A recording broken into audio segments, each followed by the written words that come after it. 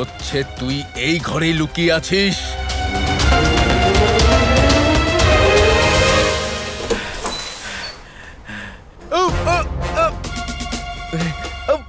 এটা কি কি এটা যেটার মধ্যে আমার পা আটকে গেছে? আরে আমার পা বেরোচ্ছে না কেন? পা বের করার এত তাড়াহুড়ো কিসের বর্ষাসুর?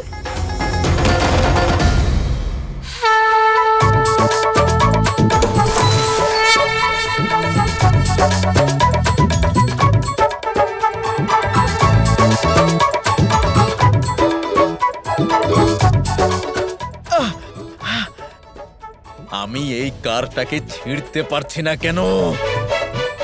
তোর যাতে কারোর নজর না লাগে সেই জন্য বেঁধেছিলাম এটা।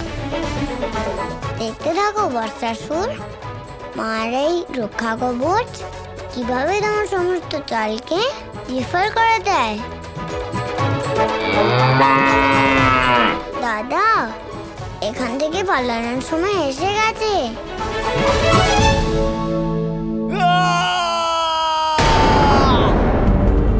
এত রাতে কে চিৎকার করলো? আমি কি করলাম? আমার এই চিৎকারের জন্য যদি ঘরের অন্যান্য সদস্যরা জেগে যায় তাহলে সমস্যা হয়ে যাবে। আমাকে এইভাবে অসুরের রূপে দেখে না। কিসের আওয়াজ ছিল এটা? আর্য, আপনিও কি কারোর চিৎকারের আওয়াজ পেলেন? হ্যাঁ যশোদা, চিৎকার তো আমিও শুনলাম। আওয়াজটা আমাদের গোয়াল ঘর থেকে এলো না তো? হতে পারে, চলুন গিয়ে দেখি। যশোদা, কোনো চিৎকার শুনলে? হ্যাঁ, বলরামও নিজের ঘরে নেই। বলরাম নিজের ঘরে নেই তো তাহলে কোথায় গেল? গোপালও নেই। এই দুটো বাচ্চা এত রাতে কোথায় চলে গেল? যশোদা, তুমি চিন্তা করো না, যেখান থেকে চিৎকারের আওয়াজ এলো সেখানে গিয়ে দেখি। হতে পারে বাচ্চারা ওখানে আছে। চলো দিদি। সুরভি তো এখানে, কিন্তু বৎসকে দেখা যাচ্ছে না। ও এখানেই কোথাও হবে।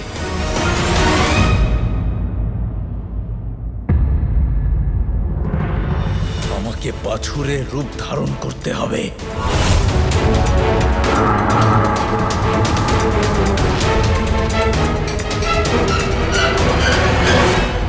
আরে বাচ্চারা, আরে তোমরা এত রাত্রে গোশালায় কি করছো? আর বলরাম, এই চিৎকারের আওয়াজ কোথা থেকে এলো? আওয়াজ? কিসের আওয়াজ বাবা? আমি তো কোনো আওয়াজ শুনতে পাইনি।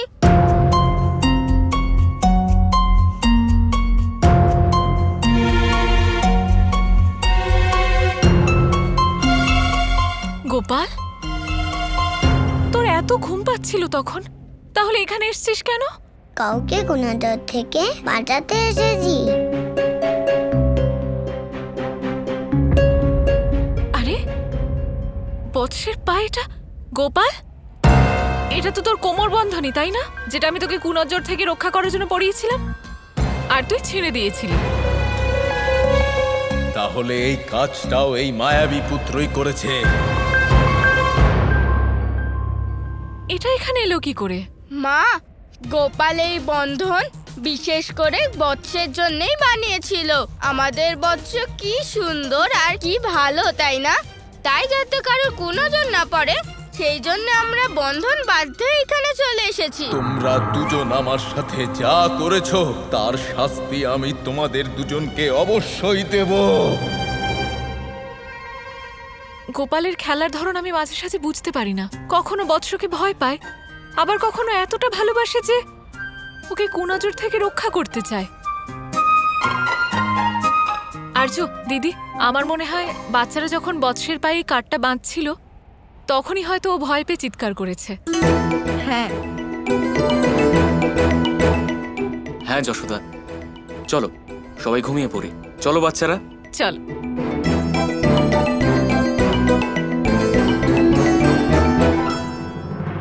একটা কথা আমি বুঝতে পেরেছি, যাকে আমি একটা ছোট্ট বালক ভাবছিলাম সে কোনো সাধারণ পুত্র নয়, এ নিশ্চয়ই কোনো মায়াবী পুত্র। তুমি তো এখনো আমার মায়া দেখোইনি বর্ষাসুর।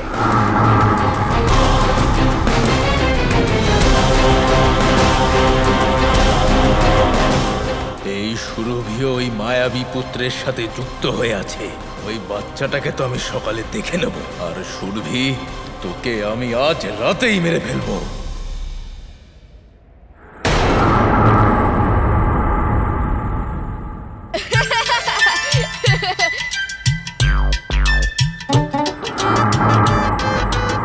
কি, আমি আমার অসুর রূপে ফিরে আসতে পারছি না কেন?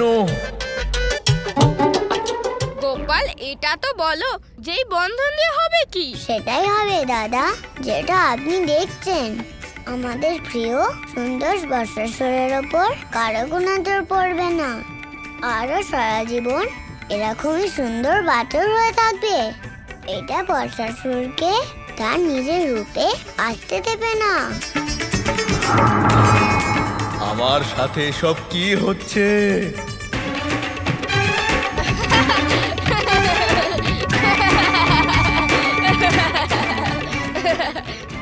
হাসি ঠাট্টা অনেক হলো, এবার ঘুমো।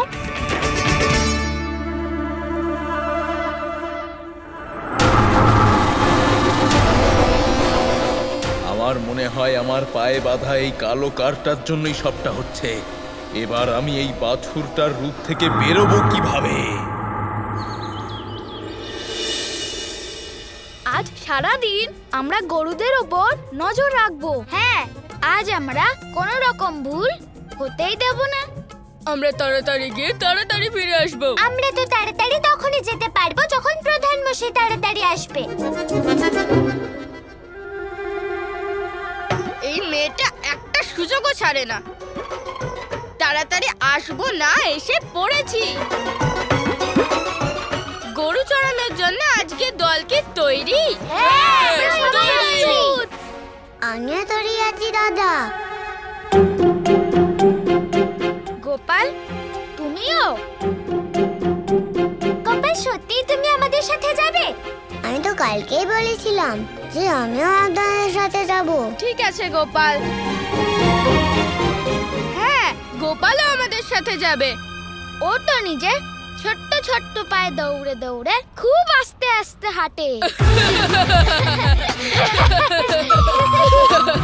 এই যতক্ষণে বাড়ি থেকে বেরিয়ে গরু চড়ানোর জায়গায় যাবে ততক্ষণে রাত্রি হয়ে যাবে।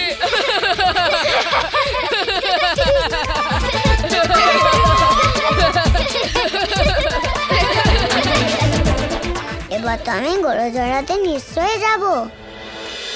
গোপাল, তুমি এখনো খুব ছোট, আগে বড় হয়ে যাও, তারপর আমরা একসাথে যাব গরু চড়াতে।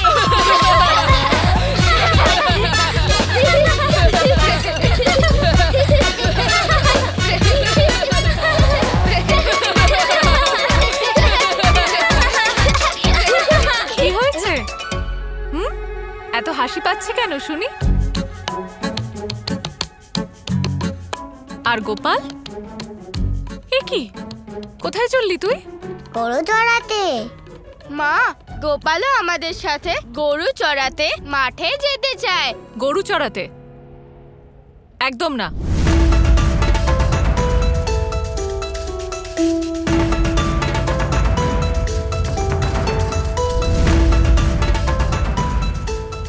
গোপাল এখন খুব ছোট, ও এতটা পথ হেঁটে যেতে পারবে না।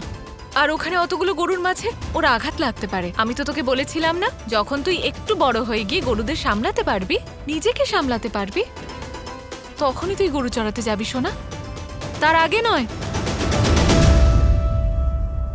তোমরা সবাই যাও, গোপাল বাড়িতেই থাকবে।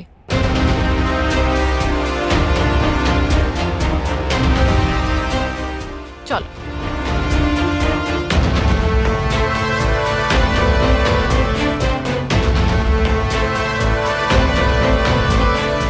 গোপাল, তুই এখানে বসে খেল, ততক্ষণ আমি আমার কাজ সেরে নি, ঠিক আছে?